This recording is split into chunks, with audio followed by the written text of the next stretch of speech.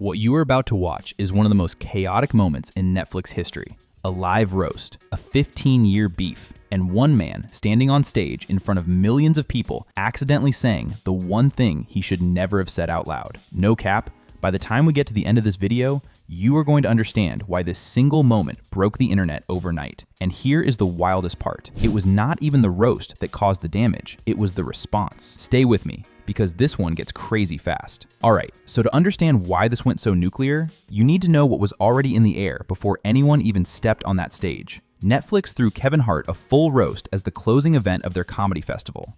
Big production, live audience, cameras rolling, and from the jump, everyone knew the night had the potential to go sideways. Why? Because Katt Williams was on the guest list. Now, if you have been living under a rock, let me catch you up. Katt Williams and Kevin Hart have had beef for over 15 years. And this is not your typical celebrity shade here and there type beef. Katt has been publicly saying for years that Kevin is a Hollywood puppet, that he stole his career path, that he represents everything wrong with how the industry operates. He said it on podcasts, in interviews, on stage. He has never been subtle about it. And then, in early 2024, Katt went on Shannon Sharpe's podcast and basically burned the whole industry down in one sitting. Named names, called people out. The internet went absolutely crazy for it. Overnight, he became this figure that people genuinely trusted, like the one guy in Hollywood willing to say the quiet parts loud. So now fast forward to the roast. Katt Williams is walking out on stage at a Netflix event to roast the main person he has spent years calling a sellout, bro. The tension in that room before he even opened his mouth was something else entirely. Katt comes out and he wastes absolutely zero time. He opens by saying he is surprised they even invited him, which tells you how little star power Kevin has. Cold. Instant reaction from the crowd. Then he goes through Kevin's career, his movies, his Hollywood connections. Sharp, funny,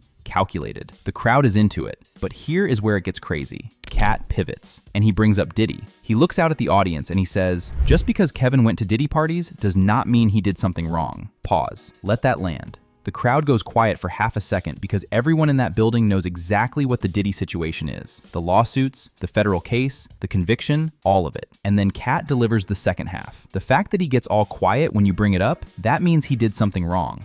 Bro, the room exploded. Some people laughing, some people looking genuinely uncomfortable. Celebrities in the front row doing that awkward half smile where you are not sure if you should react. The clip hit social media within minutes. Within hours, it was everywhere. Now at this point, most people expected Kevin to brush it off. It is a roast. That is the game. You take the hits, you laugh, you clap back with something funny. That is how it works. Every single person on that stage knew the rules. Kevin did not brush it off. When Kevin finally grabbed the mic for his closing set, the energy in that building had completely shifted. This no longer felt like a comedy show. It felt personal, and Kevin came out swinging. He starts going at Katt, which, fair enough, it is a roast. But then he gets to the Diddy part, and this is where everything unravels in real time. He shouts, "I ain't been to no Diddy parties," and the crowd reacts immediately. But then, no cap, in the same breath, he corrects himself. He goes, "I went to one party. One party. I went to one party." Wait for it, because Kevin is not done. He then turns the whole thing around and points directly at Katt Williams. And he says the only reason that man knows I was there is because he was there. Katt was at the same party. I saw him. He saw me. He said, "Shh." The building lost its mind. Kevin is up there listing names. Shaq was there, Usher was there, Shannon Sharpe was apparently DJing, the Roots were the house band. He is painting this picture of a regular industry event that half of Hollywood attended. But here's the thing, the internet did not hear a defense, the internet heard a confession. And that is the moment this story completely changed. Now here is where it gets really layered. Because after all of that heat, after Kevin went in on Katt and Katt went in on Kevin, something unexpected happened. Kevin called Katt back to the stage, extended an olive branch on live television, said he wanted to squash it, said he wanted to be brothers. And they shook hands in front of the whole crowd.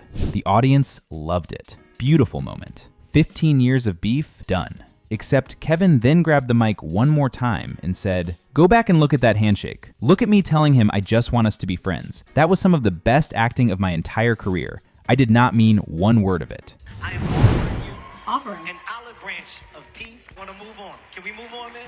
Can we move on?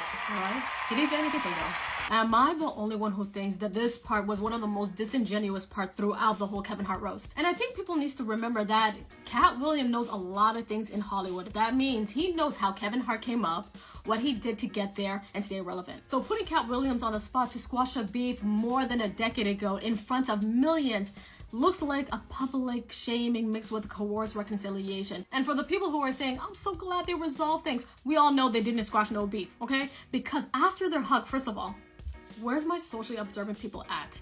What was that little interaction Kevin had with Chelsea Handler?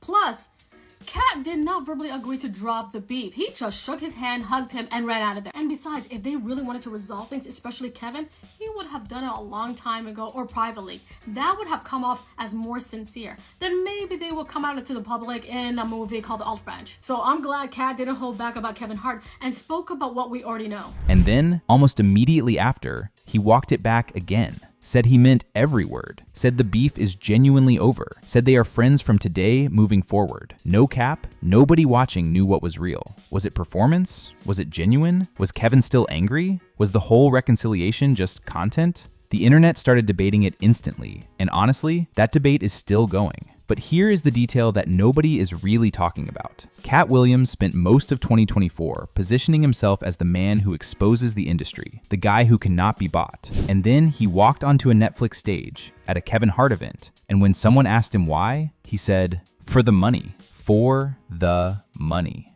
Bro, think about what that actually means. You spent a year telling everyone you are the last person in Hollywood with a soul, and then you showed up to the one place that contradicts everything you said. For a check. Whether you think that is fair or not, that detail matters, because it reframes the whole night differently. And while all of that was happening inside the venue, something completely different was going on outside of it. The second the roast ended, social media went into full detective mode. No cap, it happened within minutes. TikTok creators started breaking down the footage frame by frame.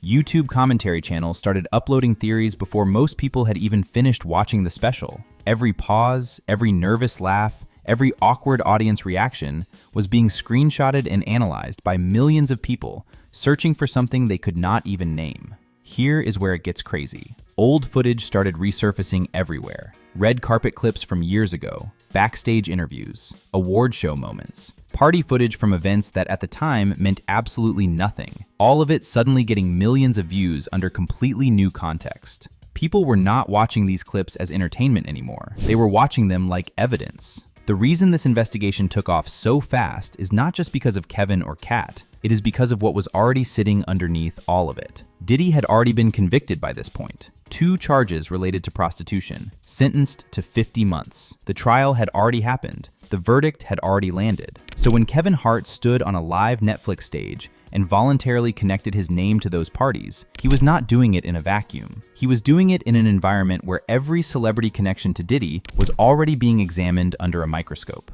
So where does all of this actually land? Here is the truth, no cap. Kevin Hart has not been accused of anything criminal. Neither has Katt Williams. Attending industry parties is not a crime.